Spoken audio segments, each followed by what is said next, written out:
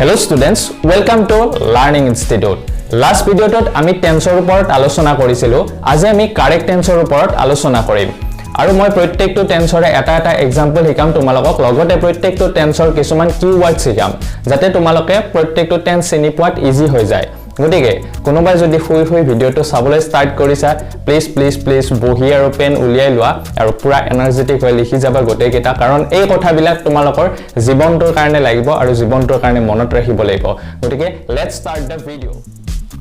So students please pay careful attention first example তো চাবা my sister generally go to school on foot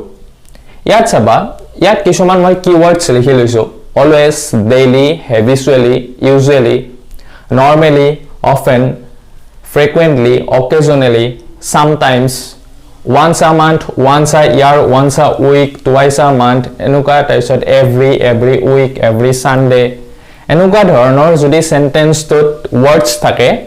tetia e ki hobo simple present tense. Simple present tense ba present indefinite. এদি আমি present ইনফিনিটৰ বাক্যৰ গঠনটো জানো sentence স্ট্ৰাকচাৰটো মই হিদিনা শিকাইছিলো যদি ভিডিওটো চোৱা নাই চাই লবা ডেসক্ৰিপচনত লিংকটো দি দিম এদিয়া তাতে কি বহিব সাবজেক্ট আছে তাৰপিছত mv1 বহে হয়নে নাই এতিয়া mv1 বহতে এটা কথা আছিল যে যদি থাৰ্ড পাৰসন সিঙ্গুলাৰ নাম্বাৰ হয় my sister to third person singular number গটিকে তাৰ লগত কি বহিব s বা es যোগ হ'ব গটিকে আমি ভার্বটো কি আছে গো আছে গোৰ লগত কি হ'ব yes হ'ব goes my sister generally goes to school on foot ইয়াত চাবা sometimes মানে হল কেতিয়াবা আৰু sometime মানে হল দুটা ওয়াৰ্ডৰ মাজত কনফিউজন নহবা sometime মানে হল কিছু সময় SOMETIME sometime মানে হল কিছু সময় আৰু sometimes মানে হল কেতিয়াবা বহুতে এই দুটা ওয়াৰ্ডৰ মাজত কনফিউজন হোৱা গটিকে এই কিৱৰ্ডছ কেডা তোমালোকে মনত ৰাখিবা মানে কি হেবিচুৱেল একচন আৰু যদি চিৰসত্য ঘটনা মানে ইউনিভাৰ্সাল ট্ৰুথ হয় আৰু প্ৰেজেন্টত যদি সিম্পলি হোৱা বুজায় তেতিয়া কি হয় সিম্পল প্ৰেজেন্ট টেন্স হয় মনত ৰাখিবা কথাখিনি হেবিচুৱেল একচন ইউনিভাৰ্সাল ট্ৰুথ আৰু মানে প্ৰেজেন্টত সিম্পলি হোৱা বুজালে সিম্পল প্ৰেজেন্ট টেন্স দুই নাম্বাৰটো চাবা প্ৰথমতে আমি কিৱৰ্ডছ কেটা চাই লম কিৱৰ্ডছ কেটা চাবা yesterday last ইয়াত যিকোনো থাকিব পাৰে last week last month last sunday যিকোনো থাকিব পাৰে তাৰপিছত ago যদি থাকে back যদি থাকে that day যদি থাকে few years back যদি থাকে বা previous day যদি থাকে তাৰপিছত it is time যদি থাকে তেতিয়া কি হ'ব দুই নাম্বাৰ টেন্স তো কি আছিল simple past tense গতিকে simple past tense or sentence structure তো কি আছিল subject plus verb to plus object গতিকে এই sentence structure তো আমি লিখিব লাগিব এইটো আছিল subject verb 1 object গতিকে our teacher ইয়াতে লাস্ট ইয়ার আছে যদি লাস্ট মান থাকিলো হয় তেতিয়া আমি কি লিখিলো হয় সিম্পল পাস্ট টেন্সে লিখিলো হয় গতিকে আমি কি লিখিম ইয়াত গো টু কি হৈ যাব went এইটো সবা it is time we dash to bed ইয়াতো কি আছে it is time আছে গতিকে এই কিৱৰ্ডছ তো আছে it is time থাকিলে কি হয় এইটো সা HSLC এক্সাম 16 ত আহিছিল আৰু এইটো বহুত পৰীক্ষা আহি থাকে ক্লাস 9 ৰ এক্সাম বিলাকতো আহি থাকে গতিকে it is time থাকিলে তোমালোকে ডাইৰেক্ট কি বহাই দিবা MV2 বহাই দিবা মানে মেইন ভাৰ্বৰ পাস্ট ফৰ্ম ঠিক আছে থাৰ্ড নাম্বাৰ তো চাইছো থাৰ্ড নাম্বাৰ টেন্স তো কি আছিল simple future tense simple future tense or keywords কেডা চাবা tomorrow next month year বা যিকোনো থাকিব পাৰে soon day after tomorrow coming years in future after some time এই কেইটা থাকিলে কি হ'ব simple future tense or sentence structure to আছিল subject shall বা will তাৰ পিছত verb 1 তাৰপিছত object বা complement ইয়াতে আমি tomorrow আছে যেহেতু কি লিখিম হিৰ লগত কি বহিব will he will return tomorrow ঠিক আছে 4 number to চাবা 4 number tense to কি আছিল present continuous tense মই তাত নাম্বাৰ অনুযায়ী দি দিছো লাষ্ট ভিডিওটোত চাই লবা তোমালোকে তেতিয়া বেছি ভালকে ক্লিয়াৰ হ'ব ইয়াত চোৱা আমি কিৱৰ্ডছ কেটা প্ৰথমতে চাই লম now at present presently at the moment while this morning in this moment এই কেটা থাকিলে কি হয় present continuous tense হয় present continuous মানে কি প্ৰেজেন্টত যেটো কন্টিনিউয়াস হৈ আছে simple future মানে কি যোনটো ভৱিষ্যতত হ'ব simple past মানে হল যোনটো অতীতত হৈ গল simply the present continuous tense at present আছে keywords কি আছে at present আছে গতিকে আমি ডাইৰেক্টলি এটো কি লিখিম simple present continuous tense or বাক্য গতিকে present continuous tense or বাক্যৰ গঠনটো আছিল subject plus am is are তাৰ পিছত verb 1 ing object গতিকে আমি এই স্ট্ৰাকচাৰটোত লিখিব লাগিব গতিকে হিৰ লগত কি বহিব is বহিব he is তাৰ পিছত verb 1 আছে write writeৰ লগত ing he is writing a novel at present তাৰ পাছত 5 নম্বৰটো চাবা 5 নম্বৰ টেন্সটো কি আছিল past continuous tense past continuous tense or sentence structure khini saba mane keywords khini saba at this but that time thik ase at this hobo pare at that to thakibo pare at this time but that time tar bosot all simple past tense keywords a simple past tense or a keywords keta jodi thake at this time agot thaki kine তেতিয়া কি হ'ব সোয়া ইয়াত at this time আছে তাৰ পিছত simple past tense or keywords আছে yesterday আছে নে আছে গদিকে কি হ'ব এইটো past continuous tense হ'ব past continuous tense or sentence structure to subject was বা way verb 1 ing তাৰ পিছত object গদিকে এটো আমি কি লিখিম he লগত কি I আছে I লগত কি বহিব was I was singing মানে pastত অতীত কালত কি হৈছিল অতীতত চলি আছিল কামটো I was singing ইয়াতে এটা কি লিখিবলে I was singing ঠিক আছে সংটো নিদিলে হ'ব I was singing at this time yesterday মানে কালি মই এইখিনি সময়ত গাই আছিলো তাৰ পাছত 6 number to saba I wait for you at this time tomorrow keywords keta saba at this time to jodi thake aro all simple future tense keywords simple future tense or keywords keta jodi thake tetia ki hoy e future continuous tense hoy future continuous tense or sentence structure to ki asil subject plus shall be বা will be তাৰ পাছত verb 1 বাকিখিনি একে ing object মানে ফিউচাৰত কি থাকিব বুজাইছে চলি থাকিব বুজাইছে I লগত কি হ'ব shall be হ'ব I shall be waiting for you at this time tomorrow মই অহাকালি to full অসমীয়াত মই কালি এইখিনি সময়ত তোমালৈকে ৰৈ থাকিম গতিকে এই তোমালোকে এই সেন্টেন্স স্ট্ৰাকচাৰ খিনি জনাটো খুবেই প্ৰয়োজন গতিকে তোমালোকৰ যদি মনত না থাকে যদি মনত আছে খুবেই ভালে কথা যদি মনত না থাকে এখন চাৰ্ট বনাই লবা মই হিদিনা দিয়া ভিডিওটোৰ নিচিনা তাৰপিছত পঢ়া টেবুলৰ সন্মুখত মাৰি থবা আৰু এখন সদায় চাবা চাউতে এক মাহমান পিছত মনত থাকি যাব মই হেনেকৈ মনত ৰাখিছিলো গতিকে তাৰ পাছত আহিল সোয়া I take my breakfast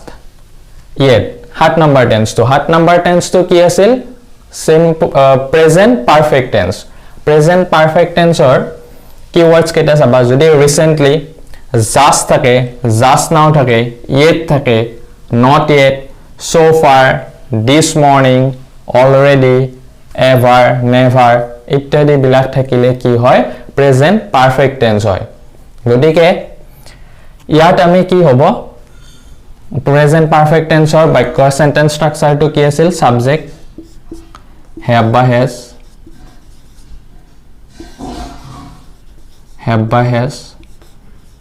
verb 3 আৰু object গতিকে ইয়াতে কি হ'ব I লগত বহে have I have তাৰ পিছত আহিল verb 3 taken take took taken তাৰ পিছত ইয়াতে never ever থাকিলে have you ever been to Delhi গতিকে ever never থাকিলেও তোমালোকৰ কি হ'ব এই present perfect tense হ'ব এতিয়া আহিল 8 নম্বৰ টেন্স টো 8 নম্বৰ টেন্স টো কি আছিল past perfect tense past perfect tense টো চাবা তোমাৰ before আৰু keywords কি থাকে before আৰু after থাকে before আৰু after থাকে আৰু tense টো প্ৰথমতে ভালকে বুজিব লাগিব দে tense টো কেনেকুৱা অতীত কালত দুটা কাম অগা পিছাকৈ সংঘটিত হৈছিল যেটো কাম আগত হৈছিল হেইটো কাম তুমি past perfect ত লিখিব লাগিব আৰু যেটো কাম পাছত হৈছিল হেইটো simple past tense ত লিখিব লাগিব গতিকে ইয়াত দুটা কাম আছে the sun ইয়াতে the sun said before the party started মানে কি পাৰ্টি টো স্টাৰ্ট হোৱাৰ আগতে সূৰ্যটো ডুবিছিল গতিকে আমি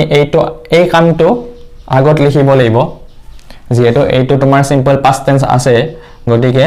আমি এইটো past perfect ত লিখিব লাগিব ইয়াৰে sentence structure টো ইয়াত মই লিখি দিছো subject plus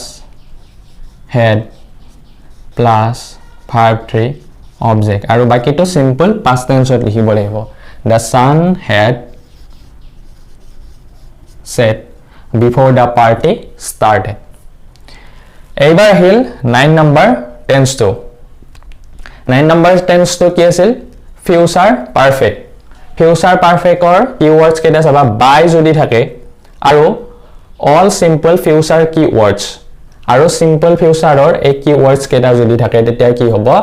তোমাৰ future perfect tense ৰ বাক্যৰ গঠনটো চাবা subject plus shall have বা will have বহে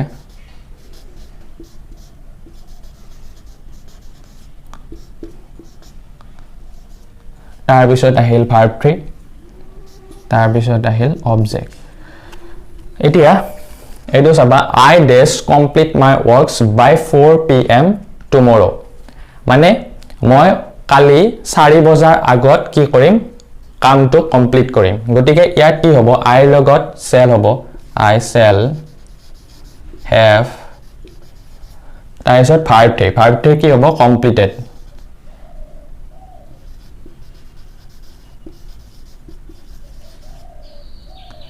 I shall have completed my works by 4 pm tomorrow মানে কালি হোৱাই নাই তাৰ আগত মই কামটো কৰিম গতিকে future দুটা কাম তেতিয়া কি হ'ব মানে future perfect tense হ'ব তাৰ পিছত আহিল 10 নম্বৰ tense টো চাবা এইটো বহুত ইম্পৰ্টেন্ট আৰু এইটো HSLC এক্সামত দুবাৰ মান আহিছে I think তোমাৰ 2016 আৰু 14 ত আহিছিল আৰু এইটো খুব মানে ক্লাস 9 ৰ এক্সামতো আহি থাকে আৰু এইটো বহুতে ফুল কৰে So, since যদি থাকে আমি কি লিখো present perfect continuous tense ঠিক আছে ইয়াতো ঠিক তেনেকুৱাকে since আছে কি লিখিব লাগিব present perfect continuous tense লিখিব লাগিব এতিয়া present perfect continuous tense ৰ বাক্যৰ sentence structure টো তোমালোকে মনত ৰাখিব লাগিব subject plus have been বা has been verb 1 ing তাৰ পিছত কি বহে object বা complement বহে তাৰ পিছত since বা for থাকে ঠিক আছে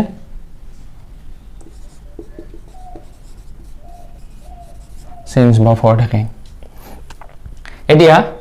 ইয়াত কি আছে be আছে হয়নে নাই গতিকে আমি কি লিখিম he লগত কি লিখিম he লগত কি বহে he has been third person singular number or logot hodai has bohe he has been tar pasot kintu iat ako ki nalage verb to logot ing to nalage jehetu be ase ki hobo has been he has been being a teacher no he has been a teacher since 1994 তোমালোকে এটা sentence মনত ৰাখি থৈ দিবা এইটো টেন্সৰ যদি sentence স্ট্ৰাকচাৰটো মনত নাথাকে it has been raining since morning তেতিয়া তোমালোকে সেই সেন্টেন্সটো মনত ৰাখি তোমালোকে সেন্টেন্স স্ট্ৰাকচাৰটো মনত থাকি যাব it has been raining since morning মানে ৰাতিপুৱাৰে পৰা বৰষুণ দি আছে তোমালোকে তেতিয়া কেনেকৈ হৈছে গম পাবা যে আগতে এটা কাম যদি আৰম্ভ হয় বৰ্তমানলৈ যদি চলি থাকে তেতিয়া কি হ'ব প্ৰেজেন্ট পাৰফেক্ট কন্টিনিউয়াস টেন্স মানে আগত আৰম্ভ হৈছিল কিন্তু এই বৰ্তমানলৈকে চলি আছে তেতিয়া present perfect continuous tense present perfect continuous মানে মনত ৰাখিবা লং ৰানিংৰ কাৰণে হৈ আছে আৰু পাষ্ট পাৰফেক্ট কন্টিনিউয়াস টেন্সটো কি হয় আগতে এটা কাম স্টাৰ্ট হৈছিল কিন্তু সেই পাষ্টৰ এটা মানে সেই টাইমৰ কাৰণে চলি আছিল আৰু এই পাষ্টত খতম হৈ গল ঠিক আছে আজিৰ পৰা ধৰা 4 বছৰ আগত আৰম্ভ হৈছিল তাৰ পিছত সেই 3 বছৰ আগত কমপ্লিট হৈ গল এতিয়ালৈকে চলি থকা নাই কিন্তু এতিয়ালৈকে যদি চলি আছে কি হ'ব প্ৰেজেন্ট পাৰফেক্ট কন্টিনিউয়াস টেন্স যদি পাষ্ট আগতে আৰম্ভ হয় যদি পাষ্টলৈকে চলি আছে তেতিয়া হ'ব পাষ্ট পাৰফেক্ট কন্টিনিউয়াস টেন্স আৰু যদি ফিউচাৰত যদি তোমাৰ চলি থাকিব লং ৰানিং চলি থাকিব ধৰা কালিৰ পৰা কাম এটা মই স্টাৰ্ট কৰিম ধৰা এমাহৰ কাৰণে তেতিয়া কি হ'ব যিকোনো এমাহৰ কাৰণে নহব পাৰে হয়তো 3 দিনৰ কাৰণে হ'ব পাৰে তেতিয়া কি হ'ব ফিউচাৰ পাৰফেক্ট কন্টিনিউয়াস টেন্স তিনিটা কথা মনত ৰাখিবা আৰু এটা কথা মনত ৰাখিবা যে লং ৰানিং অলপমান দীঘলীয়াকৈ চলি থাকিব বুজাই এতিয়া 11 নম্বৰটো চাবা I wait for you from 8 am to 11 am yesterday before you came মানে কালি তুমি অহাৰ আগত মই 8 বজাৰ পৰা 11 বজালৈকে ৰৈ আছিলো গতিকে এইটো কি হ'ব past perfect continuous tense গতিকে past perfect continuous tenseৰ sentence structureটো চাবা subject had been plus verb 1 ing আৰু বাকিখিনি তোমাৰ কি বহে simple past tenseত বহে গতিকে এইটো কি হ'ব I had been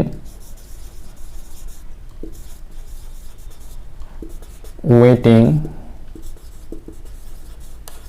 for you from 8 am to 11 am yesterday before you came মানে এইটো তোমাৰ কি word আছে simple past tense আছে এতিয়া হো last tense to লৈকে I dash watch TV tomorrow from 10 am to 11 am মানে মই অহা কালি 7 বজাৰ পৰা 11 বজালৈকে টিভি চাই থাকিম মানে কি লং ৰানিং হ'ব বুজাইছে গতিকে কি হ'ব এইটো future perfect continuous tense future perfect continuous tense or by sentence structure to saba subject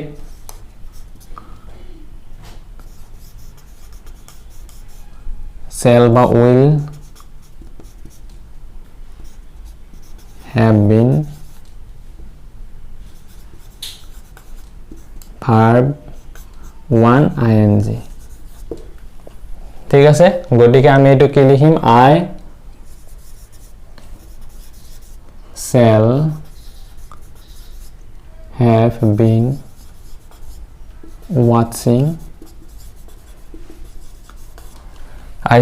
been watching TV tomorrow from 7 am to 10 am 7 am to 10 am এইখিনিতে and আৰু এটা কথা চাবা মই লাষ্ট ভিডিওটোত কৈছিলো already I shall have completed এই টেন্সটো চাবা তোমালোকৰ ইয়াতে by 4 pm tomorrow by না থাকি যদি ইয়াত যদি simple present tense থাকে